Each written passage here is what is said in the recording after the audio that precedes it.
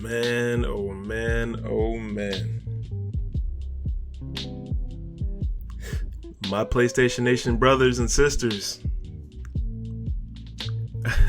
We gotta talk. And my Xbot brothers and sisters. We gotta talk. This is a very interesting topic, and I have a lot to say about it. So let's get into the video.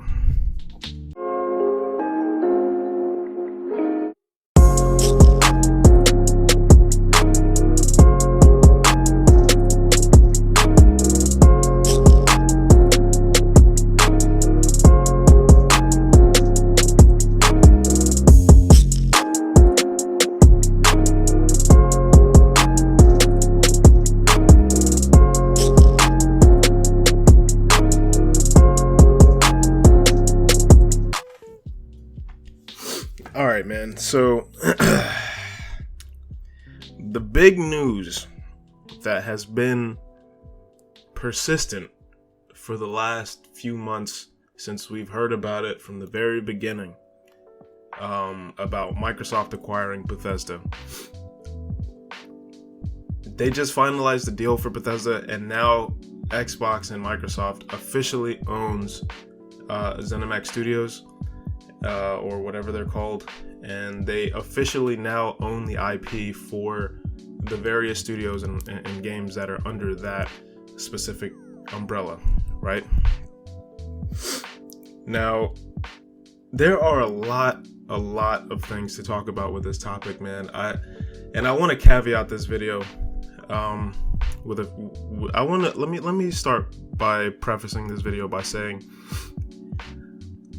I personally think that as primarily a PlayStation gamer, somebody who's always preferred PlayStation, somebody who has always, I've grown up playing PlayStation and I just enjoy the ecosystem and the games that they create. They're just the type of games that I love and I enjoy, right? And as a PlayStation gamer, I think we should be happy about this, honestly. To put it plain and simple. I don't think that what Microsoft did with Bethesda, inevitably, shot them into first place. I don't think that's the case.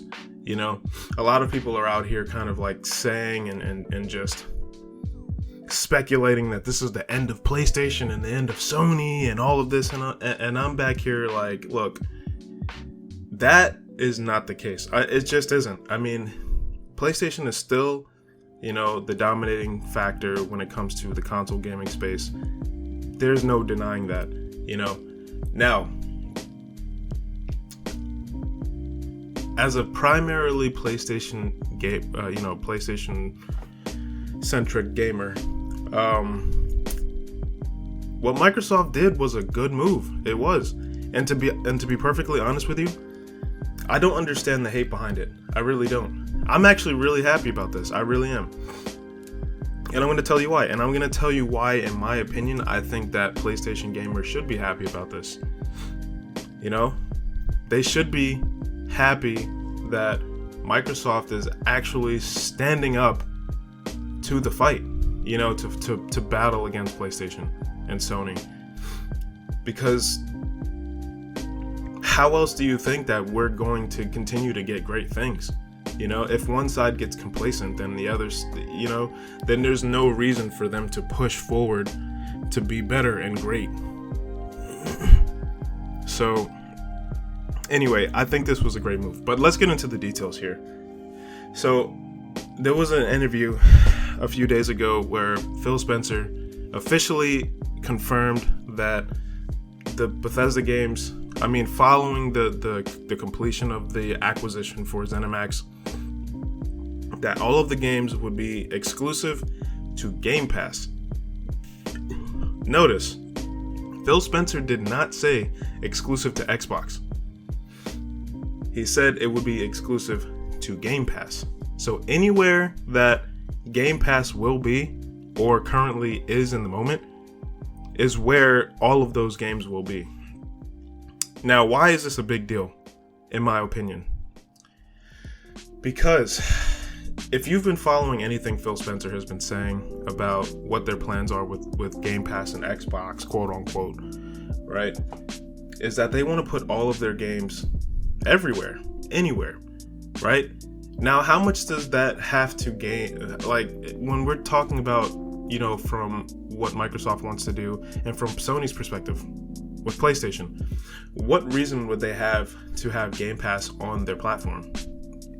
They wouldn't, because it doesn't benefit them at all. The only reason that it benefits PlayStation is to actually have the game on their platform. Now, Bethesda may not be everybody's cup of tea, and I'm not gonna lie to you, I am not the biggest Bethesda fan. I have never been a Bethesda fan. I don't like their games. I just don't like it. I don't like Fallout. I didn't really care for Skyrim. I love the Evil Within 2. I don't care for Doom. I don't like Dishonored. I don't like Prey. I don't like any of those games. It is what it is. I've never liked their games that much, but regardless of that, of my personal opinion, Microsoft has acquired a big publisher. They have. Some of their games are some big games. Skyrim, as much as I don't personally care for it, was a big IP. Fallout is a big IP. Doom is a very, very popular IP. Wolfenstein, they may not be, some of them may not be the biggest, but they're popular. Elder Scrolls Online is a massive MMO. They have control of some very, very massive IP. And now that Microsoft has control of the IP, that means they have control over where it goes, right?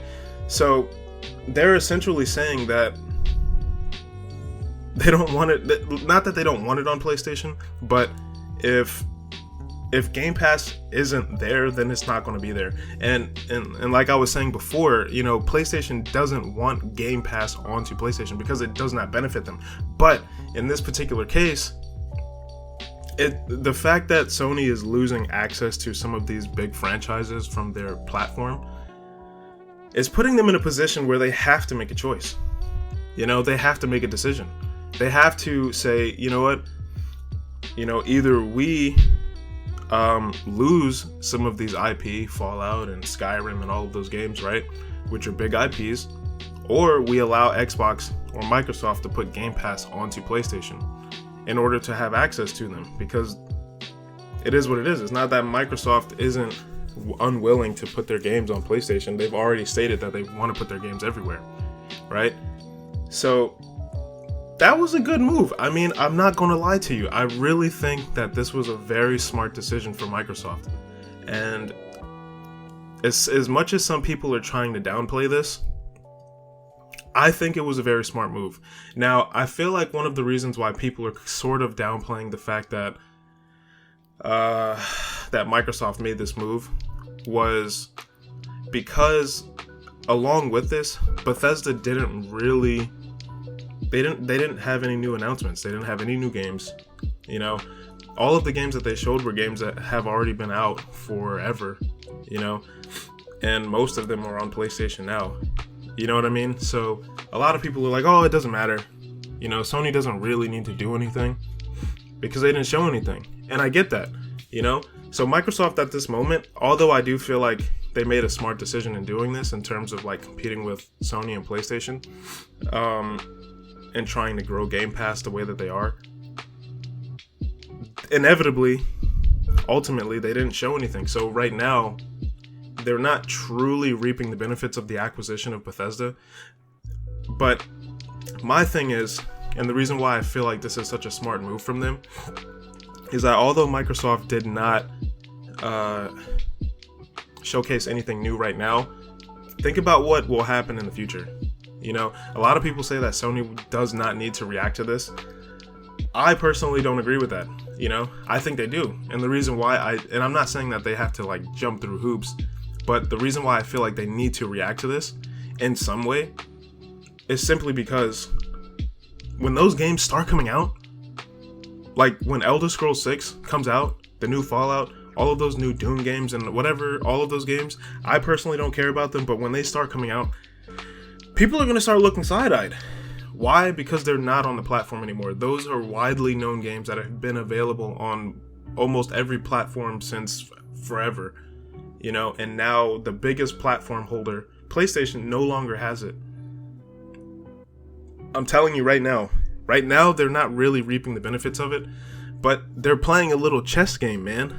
You know, they're maneuvering their pieces, making one little move here, one little move there, you know, to set them up in a position so when they are ready to fire, they're ready to fire. I mean, and like I said, I really think that it was a smart decision for Microsoft. And like I said before, I'm happy about this. And the reason why I'm happy about this, and I think PlayStation gamers should be happy about this as well, is like I mentioned before, it's going to inevitably put Sony in a position to where they're going to have to react in some way. You know, they're going to have to. I mean, a lot of people are saying, oh, Sony doesn't need to move. Well, every second that Sony does nothing, which, and I don't want to jump the gun here because I don't really know and nobody really knows what Sony's plans are just yet. But regardless, just to continue with the thought, to finish the thought, you know, every second that Sony does nothing is a second that Microsoft is gaining ground on them. You know, I mean, they've already gained a lot of momentum with this Bethesda acquisition, and they've made a big splash with announcing that all of their games are going to be exclusive to Game Pass. So it's putting them in a position to where they have to do something, you know, or maybe they can ignore it. Who knows? I don't know. I don't know if Sony I don't know how much Sony actually values, you know, those IP from Bethesda. But either way, they're put in a position where they have to decide. But regardless, I feel like people should be happy about this. And the reason why is because I feel like Sony, it's going to put them in a position where they're going to have to adapt. And when I say adapt, I mean that they're going to have to, to do better, you know? And I'm not saying that they're not doing great, because they are. And right now, like I said earlier in the video, they are the platform holders right now. But they're going to have to continue to do great. They're going to have to find ways to counteract this. You know, they're going to have to compete with what Microsoft is doing. You know what I'm saying? And when I say compete, I know a lot of people are going to say, well, Microsoft really isn't competing with Sony. Well, I kind of agree with that, and I kind of don't agree with that. And the reason why is because right now, Microsoft doesn't really have anything to show at the moment, right? They don't. They just simply don't. I mean, PlayStation has, I mean, if you just look at the last couple of years, 2020, even 2021, they launched the PlayStation 5 with a bunch of exclusive games, and 2021 is looking pretty stacked already as it is, right? So PlayStation has a lot that they've already offered. And Microsoft doesn't really have a whole lot to offer in terms of new content. However, the thing is that when those games start hitting, when they start dropping, it's going to make a difference. And why is it going to make a difference? Because Microsoft now has 23 studios. 23 studios. And I know some people are going to say, oh, you know, quality over quantity. I get that too. We don't really know exactly how those games are going to be from Microsoft. I mean, they could be great. They could be crap. I don't know. I mean, that would be pure speculation from my part. But the fact of the matter is that they have 23 studios, right? That's like 10 more studios than what PlayStation has. So let's just put our minds into this scenario here, right? Microsoft has 23 studios, and let's just say hypothetically speaking, right? And this is a very possible scenario. It can go either way. They put out bangers. I mean, like if every one of their studios came out and they put out a really quality game. I mean, it doesn't even have to be like a Game of the Year contender game. I'm just saying, like, if it's just a quality game, that's going to be hard to compete with. Why is that going to be hard to compete with? Because look at what Game Pass is. Game Pass is giving access to a large library of games day and date for a relatively cheap price, $15. I do fully believe that price will go up, but right now it's $15 for Game Pass Ultimate. That's going to be hard to compete with. especially when you have a company that has more studios than you and that they're able to put out more games, you know. Now, it could be the case where their games are crap, you know, and in that case, it would be like, well, whatever, it is what it is. I mean, quality over quantity, you know. But either way, Microsoft, they're not fully benefiting from all of their acquisitions just yet, but they're definitely putting themselves in a position so that when their studios start to really produce more games, and hypothetically speaking, if they're high quality games, it's going to be really hard to compete with that. It really is, because right now they're doing like the tried and true, and I don't really think there's anything wrong with that, because they've brought us some amazing games, and I think they're going to continue to do that, right? But just look at the difference. You know, you have to pay $70, right, for Sony's games. And I know it fluctuates. It's not always $70, but you're gonna have to pay $70 for Sony's games, more or less, whatever, right? Microsoft, you get access to all of their games day and date.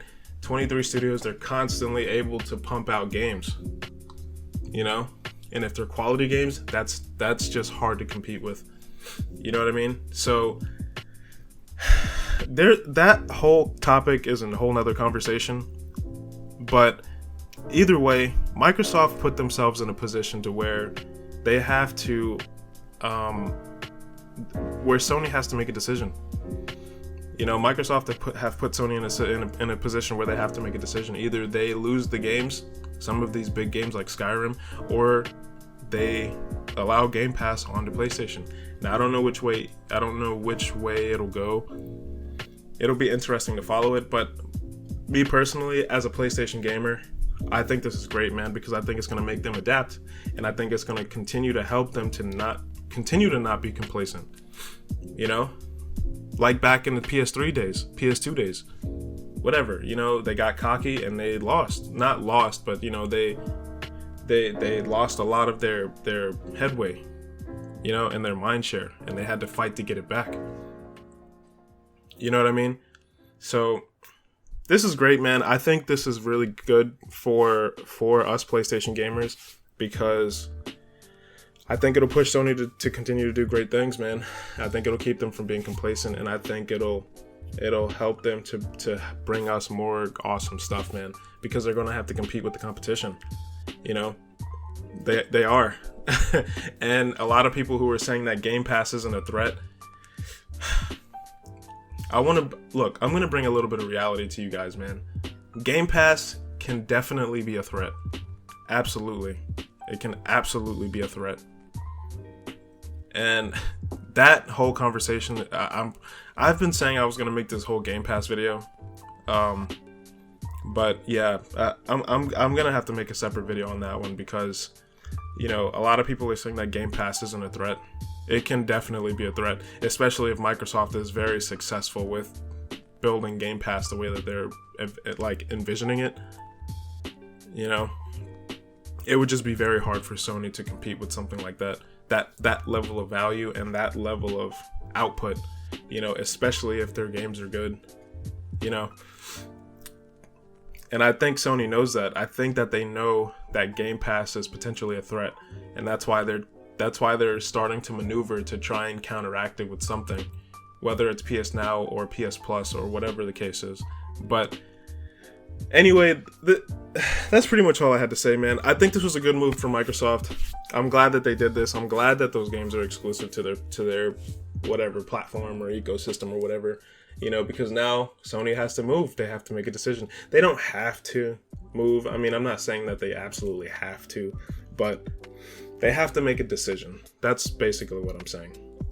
You know, and I have a lot more thoughts on this whole situation, but I don't want to make this video too long. I mean, it's already been a long video. But yeah, this is great, and I think it's going to continue to bring us great stuff. So anyway, that's pretty much all I had to say for now on this topic. I might follow up with a second video just to give you the rest of my thoughts and how Game Pass kind of like mixes in with all of this stuff or whatever, right? But that's pretty much it, guys. I don't really have anything else to say at the moment. Just make sure you like, share, subscribe, leave a comment in the comment section, hit that notification bell, and I'll catch you guys in the next video. Peace.